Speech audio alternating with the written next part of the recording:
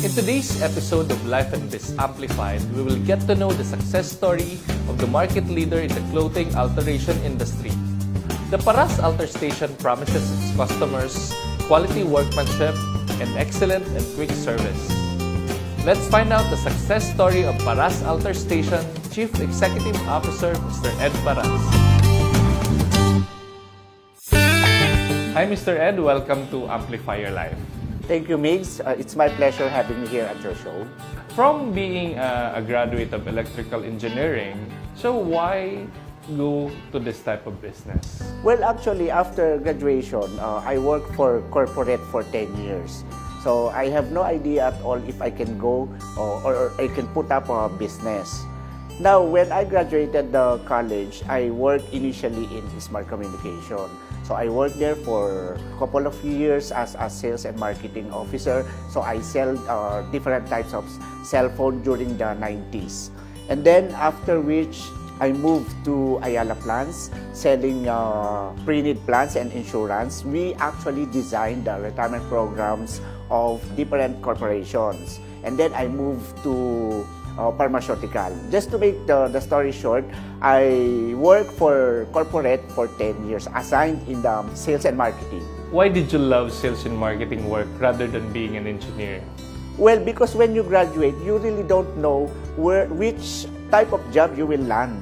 So initially, akala ko when I graduated, so mapupunta ako, I will work in Meralco. But of course, you cannot choose any type of job na gusto mo unless there is an opening opportunity for you. So whatever opportunity, kunin mo siya and then applyan mo. So when I graduated electrical engineering course, lagi napupunta ako when I apply, lagi sa sales. So I started loving the job for sales and marketing. So Paras Alter Station is a business out of opportunity, not planned. Not planned. It was actually when I got the opportunity to earn huge amount of money because of the export overruns. And then during that time kasi year 2007, 2008, it was actually the boom of garments industry. And then suddenly, parang mataas yata yung dollar at that time, parang 56. So, most of the garments manufacturing companies closed down at that time. So, naisip ko na wala na yung business because the last time my customer, the Korean client, contacted me, we met and then we discussed what other type of brands or what other brands I can sell to him na para mag-continue because at that time yung Ralph Lauren, kasi they are businessmen, they traveled a lot. So they went to Vietnam and then they found out the manufacturing of RL din doon and then much cheaper. So doon sila kumuha. And then they asked me to look for overalls for Calvin Klein, yung mga boxer briefs, brief, panties, para mga ganyan.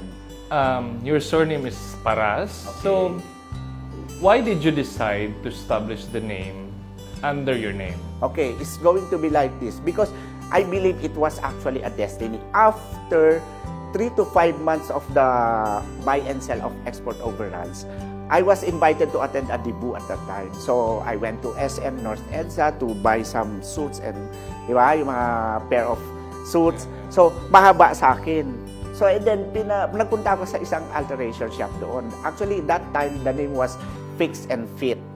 And then, pina-alter ko yung suit ko. And then, I talked to the frontliner. Sabi ko sa frontliner, if maganda ba yung ganong business? And then, sabi ko, how much is the sales? So, luckily, binigay naman nila. Pero at that time, I remember, sabi ng frontliner, isasara nila yung 3 branches nila. Kasi they have branches in SM North, The Black, Robinson's Galleria, and SM Santa Mesa. So, at that time, iko-close na because the owner is migrating to US.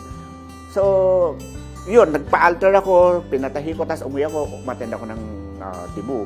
And then, after which, siguro that was sometime in April. And then, kasi na-establish ang Paras Alter Station, it was August 15, 2008. So, when August came, mga first week pa niyan, sabi ko, parang wala na yung overrun. So, I thought of parang balikan ko yung mga export overruns na nag-close down yung manufacturing. Naghanap ako ng export software because I had an idea already kung gusto kong pasukin yung alterations business. So, I tried one in Cherry Foodarama Congressional. So, now, Cherry Foodarama Congressional is my flagship branch. Kasi when I started there, talagang isang maliit lang na pwesto, like 12 square meters, tapos ano lang siya, parang isang mesa lang, isang makina or dalawa, tapos very simple na parang ano lang, tahian lang talaga at that time. So, I never thought na nag-start ako ng August 15, 2008. After 1 month, the sales went up. Parang yung kikitain ko, parang isang 1 month salary ko na triple or quadruple times pa. So, I was encouraged to establish the name because initially it was Paras Alter Station na kagad ang naisip ko. I want to be remembered in my surname. Because there are several brands, because I learned it from other brands, pangalan nila like Calvin Klein, Ralph Lauren, all the name of the person, and they are prominent. So I used that Paras Alter Station. So nag-open ako ng another branches. So at the end of 2008, it was actually parang 4 branches na siya. And then I remember when 2009 January came in, I remember na balikan ko yung alteration na ibebenta na i-close down sa SM, yung fix and So, fit. binili mo sila? Fix and fit at that time. So, I made my parang homework na mag-research ilang bang alterations industry sa Philippines.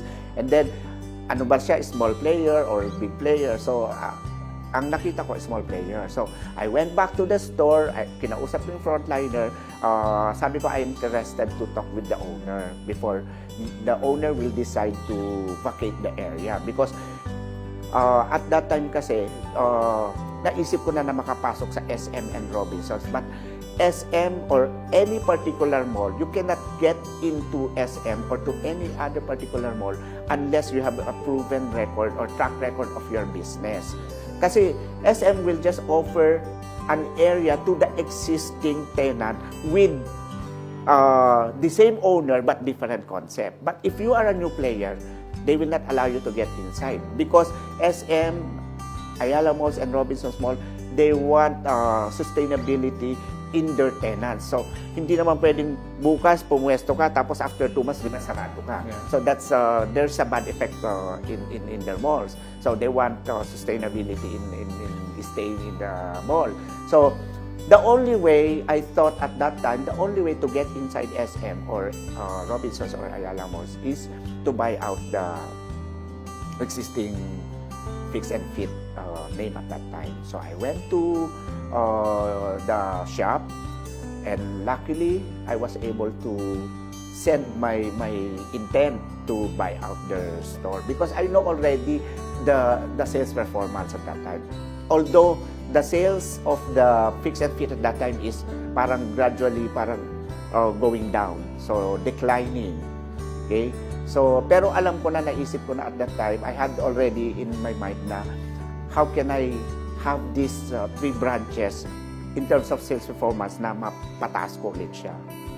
Just to make the story short, nagkausap kami ng owner and then it was transferred under my name March 1, 2009, the 3 branches. So I bought her 3 branches. So, nirename mo siya para sa... And then, SM does not allow actually to rename it immediately. So, I used the fix and fit for around like 6 months. And then after which, I decided to change it. I requested from the admin to change it to Paras Alter Station. And then, yun na, nagtuloy-tuloy na. And then I never thought na after 10 years, my branches is already less than 100 branches already.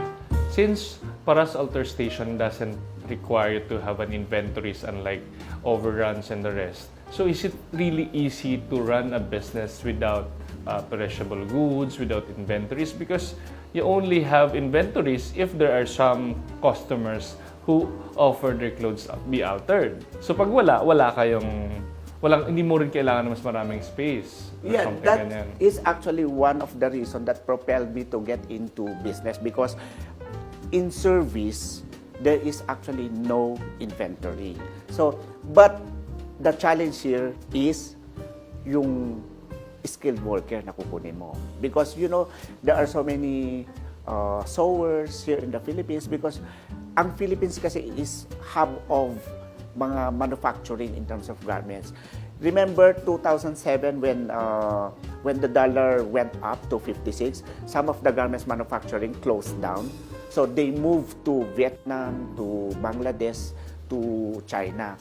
But after which, because the Philippines is known for good quality workmanship in terms of garments manufacturing. So after 2 years or 3 years, the garments manufacturing parang came back again here in the Philippines. So nabuhay na naman yung industry. So yung mga sewers natin, yan medyo kasi pag kumuha ka at nagtayo ka ng isang alterations, kailangan, ang kinukuha kasi namin, ang prerequisite namin is at least 5 years experience in the manufacturing industry of garment. As you said, it's difficult to find quality sewer or worker. So, is it true that you paid them higher than the normal pay just to be able to have them on the company? Or what did you offer to have them join your company? Well, actually, because now, yung mga sewers, parang napagod na rin sila sa isang kahon lang na manufacturing because they are being paid their piece rate. And talagang mapapagod yung katawan nila because they have to work based on quantities to earn more. Pero sa alteration kasi, since they came from the manufacturing at magandang qualifications yun at sanay ang mga kamay nila na manahe. So it's easier for them to teach and to learn yung pagre-repair or pag-alter ng mga damit. So we offer basically at a minimum rate. Kasi getting into alteration is another parang task. It's different from the manufacturing. Kasi manufacturing is straight sewing lang eh. But here, you have to be very careful because the customers, especially yung kanilang mga wardrobes, very expensive. So we have to be very careful in selecting quality sewers. So we train them when we hire them, tapos pumasa sila sa 5 years qualification, and then we train them here in the office for at least 15 days, hands-on, actual hands-on, doon sa ina-assign namin sila sa pinakamalakas na branch. And then, when they pass that first level, they will assign to the another branch na mas malakas din, na mas marami nagpapatay. They will work there for 3 months to validate if they will qualify to become a regular employee. Is there any shortage in terms of your manpower, considering that you have high standard of pre-qualification for your employees? Actually, our company is continuous hiring naman kami. And we have mga na-layoff na employees from the manufacturing na continuously looking for another opportunity, hindi lang sa manufacturing but for the alterations industry. So we usually post in sa mga tabloids, so continuous hiring naman. So marami naman din nag-a-apply. But sometimes, we run out of skilled workers. Kasi may mga nagre-resign din, mayroong mga nata-terminate, so we have to replace them. Currently, how many employees do you have, both from branches and head office? All of them around like 150 employees. So, how do you visualize for Paras Alter Station the next 10 years? Actually, I had the vision 2 years back. Because of the clamor of our existing customers for Paras Alter Station, usually tinatanong nila lagi sa amin, why you don't have made to order? So, naisip ko, nga, ba't walang made to order? Bakit puro repair and alterations lang? So, I went to Hong Kong to try opportunities, yung mga pwedeng i-business na related sa alteration. So, nakita ko nung nasa Hong Kong ako, it was, every streets makikita ko, bespoke, bespoke, bespoke. When came back here in the Philippines, na-research ko sa Merriam Dictionary. So, bespoke pala is tailored fit or made to order. So, because of that clamor, spin off ako from Paras to another business which is Bespoke by Paras, which means we accept made-to-order suits, dress, gowns. So we have 2 branches already for Bespoke. But we have a challenge in Bespoke because most of the tailors are very rock star. So meaning, demanding. Because most of our tailors are actually in the age of 60s and 70s already because they are seasoned tailors. But they are rock star. They demand high. So that's why we cannot expand in Bespoke. How hard or how easy to establish Paras Altar Station? Starting the business for Paras, actually, hindi ko alam na kakayanin ko at that time because from the marketing point of view, I know only how to market it. But getting into business, parang jack of all trades ka. You do the accounting, you do the recruitment, you do the operations, you do the marketing and advertising. Pero to tell you, Migs, until now, hindi pa rin ako marunong manahe. Hindi ko porte at hindi ko inaral at hindi ko talaga ginusto na mag-umapak ng makina. Kasi high speed mabilis baka matay lang yung kamay ko. So, I decided just to operate the business and manage the finances, the operations, and even the marketing. How do you manage your relationship for internal and external here at Paras Altar Station? How do you manage your suppliers? Do you have employee relation program that keep your employees engaged? Yeah. For our suppliers naman, it's actually limited lang yung suppliers namin. Usually, yung supplier lang naman ng mga sinulid, molly supplies, and then yung mga machineries. Other than that, wala naman kami supplier na iba. Unless yung mga paper bags lang namin. Pero, engaging to the employees to make them stay longer, good news na ibabalita ko sa iyo, Migs. Because our company is 10-year-old already. And our employees are also staying 10 years. Many of them are very loyal because I make a plan na ibang strategy. If one branch is really performing well, I give them better opportunity, better income. Like meron silang mga incentive programs, daily sales quota incentive programs, monthly quota incentive programs, and we have the collection efficiency incentive.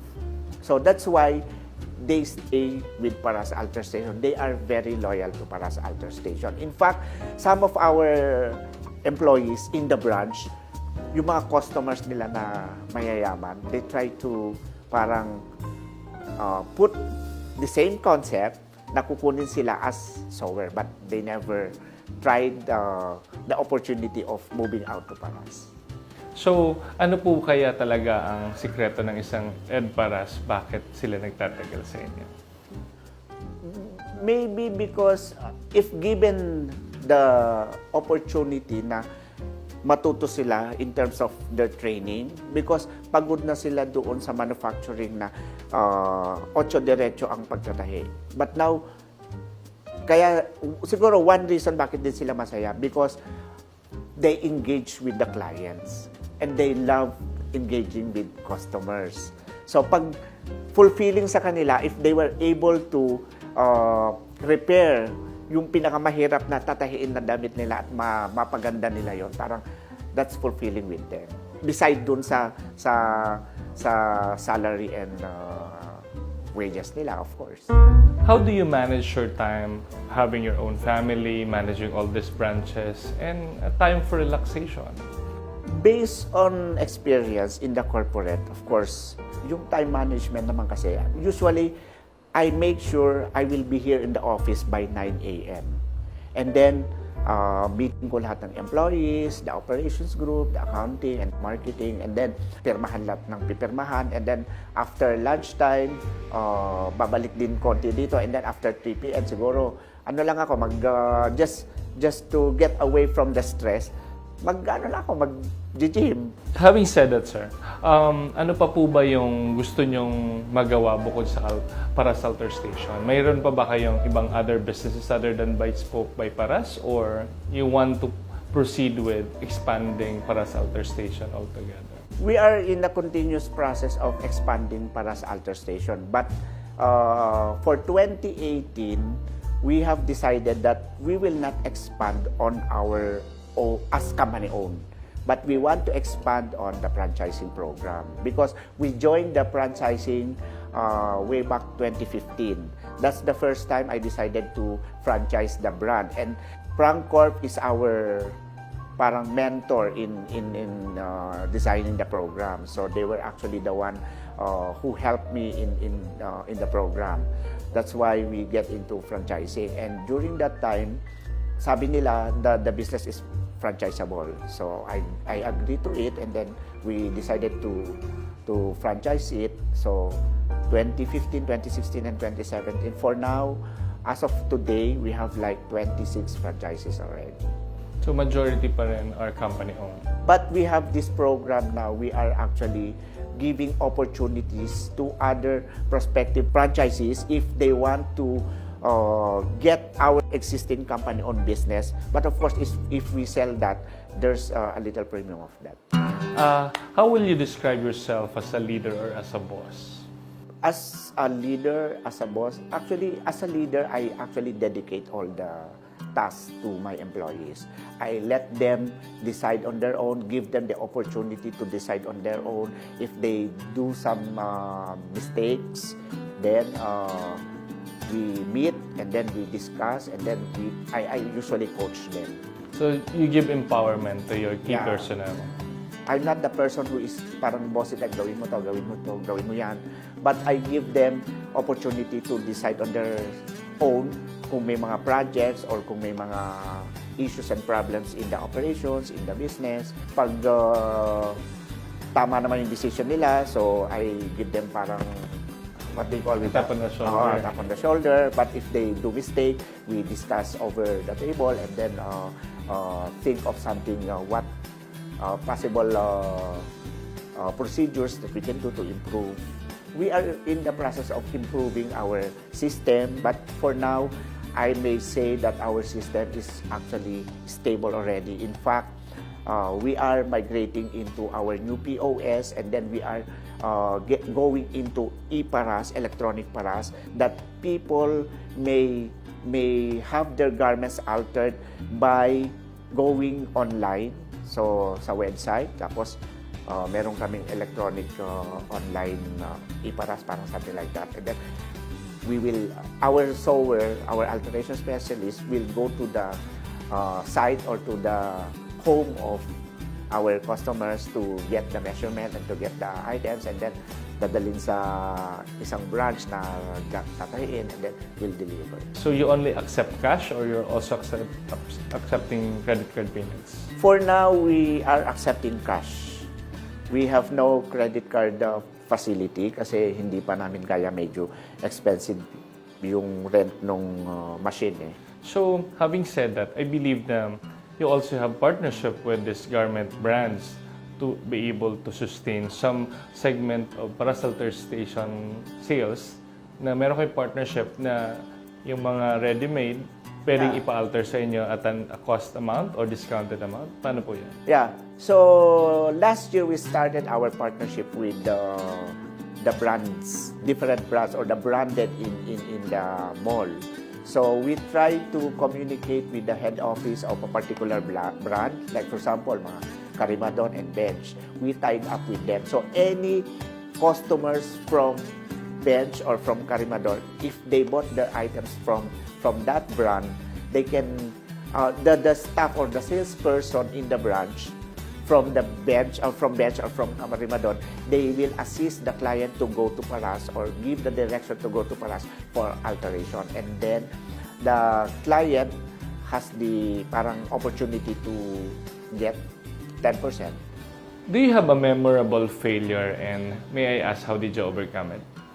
Well, through the years naman, there are always failures that we experience in our business, specifically in Paras Alter Station. Like, for example, merong kang branch na i-open na you believe in your heart na it will take off.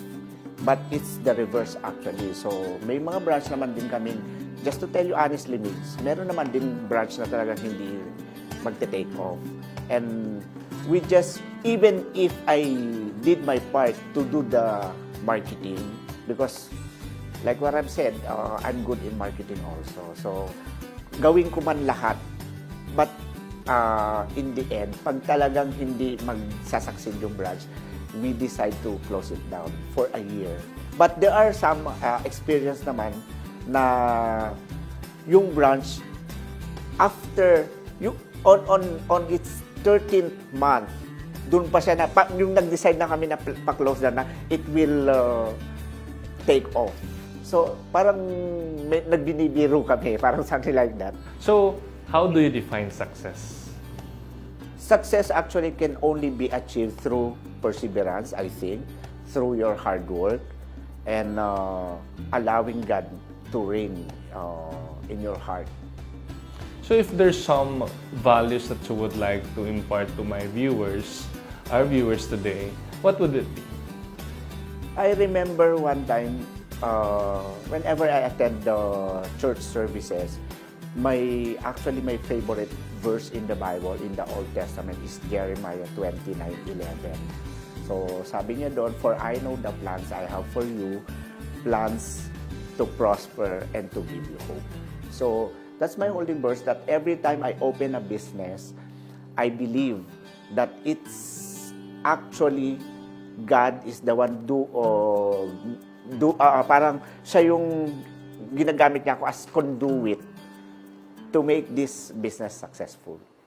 Do you have current marketing promotion that you would like to share to our viewers in your 10th year anniversary? Yes, of course. For 2018, we are very excited because right now we have this program 10-10 promo. So we are now celebrating our 10th year anniversary on August 15, 2008, and 10% discount for all our valued customers and for all new customers. It will run starting July 1 until September 30. So Mr. Ed, would you like to invite our viewers how they can check out Paras Altar Station and where to visit your branches? Okay, thank you, Migs. To all our valued customers and soon-to-be customers, please visit our website, www.parasaltarstation.net, or our FB page, Paras Altar Station Official. You may also contact us at email address customersupport@parasaltarstation.net for franchising inquiry. And to all our valued customers, please continue to patronize our brand because we will give you stringent quality workmanship and excellent customer service. Thank you so much. Thank you, Mr. Ed, for having Amplify Your Life here at Paras Altar Station. I wish you all the best and more branches to come. Congratulations on your 10th year anniversary. Thank you, Mix, for this opportunity and for your support and for believing Paras Altar Station. More power to amplify your life. Thank you so much. Mr. Ed Paras, the Chief Executive Officer of Paras Altar Station, believes that success is not an accident. It is a result of good decision, ability, patience, sacrifice, determination, and taking risks and allowing God to live and reign in your heart and life. That is why his company continues to expand all throughout the country with its promise to make all its customers satisfied with their work. Always remember here at Life and Biz Amplified that success is a product of good preparation, hard work, and learning from failures.